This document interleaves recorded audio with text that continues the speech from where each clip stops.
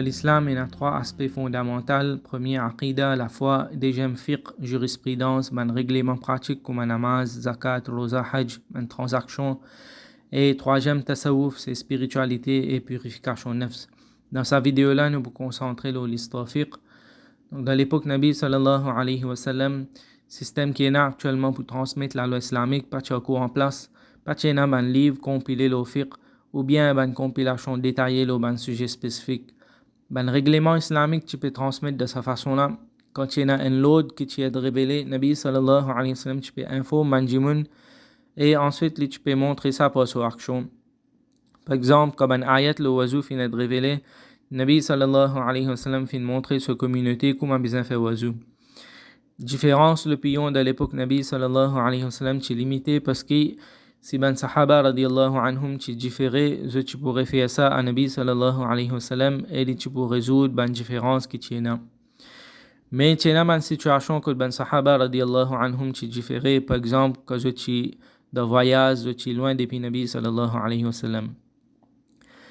Par exemple, après bataille Ahzab, Nabi sallallahu alayhi wa sallam fait une ordre l'armée musulmane pour diriger vers Banu Qurayza, une tribu juive qui fait trahir ben musulman de bataille Ahzab. Nabi sallallahu alayhi wa sallam fait une l'ordre sur ben sahaba qui personne pas fait namaz asr excepté de Banu Qurayza. En route, les asr fin rentrer et quelques ben sahaba se fin gagner qui les asr pour dépasser quand pour arrive Banu Qurayza. Donc je fin faire ce namaz asr. Je pas fin prendre Nabi sallallahu alayhi wa sallam sa parole littéralement. Et je fin interprète Nabi sallallahu alayhi wa sallam sa parole et je fin comprendre que Nabi sallallahu alayhi wa sallam l'objectif c'est qu'il nous besoin pas tarder pour aller Banu Qurayza.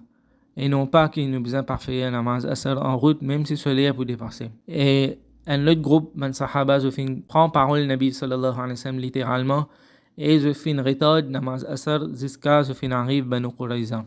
Plus tard, quand je fin informe Nabi sallallahu alayhi wa sallam concernant sa différence de l'opinion là, Nabi sallallahu alayhi wa sallam pas fait blâme personne. Donc, les leçons qui nous tirent depuis ce hadith là, c'est que Nabi sallallahu alayhi wa sallam fin permet différence l'opinion d'un fiqh. C'est-à-dire d'avoir quelque chose secondaire, différence de l'opinion les permet aussi longtemps que sa jugement là les vient depuis ban fuqaha, ban experts d'un fiqh, non pas nos propres interprétations et faudrait pas ça amène l'enmité et l'arrogance entre nous.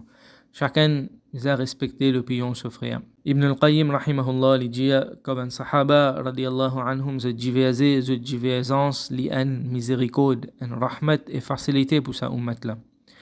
Et que ze d'accord, ze consensus li en preuve contre celui qui oppose. Par contre, d'abord, quelque chose de fondamental comme aqida, l'islam fait une division.